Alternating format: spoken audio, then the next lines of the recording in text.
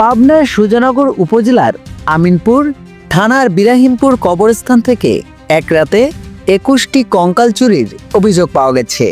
শুক্রবার ভোরে ঘটনাটি সামনে আসে, যখন কবর জিয়ারত করতে গিয়ে কয়েকটি কবর খোঁড়া অবস্থায় দেখতে পান স্বজনরা।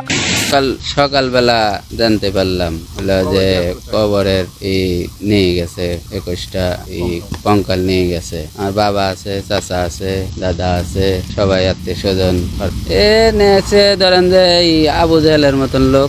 স্থানীয় বাসিন্দারা জানান, শুক্রবার সকালে একাধিক কবর খোলা ও ভেতরে কঙ্কাল অনুপস্থিত দেখতে পান এলাকাবাসী।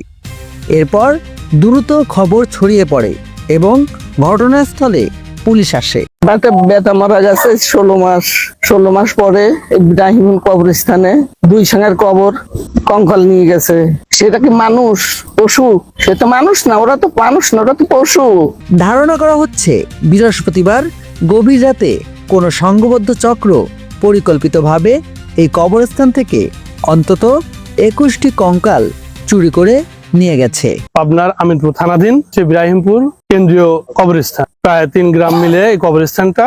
এই কবরস্থানে গত রাতে প্রায় 21 থেকে 22টা লাশ উত্তোলন করে নিয়ে গেছে। কে বা কারা কেউ বলতে পারে না বা কেউ জানতেও পারে না।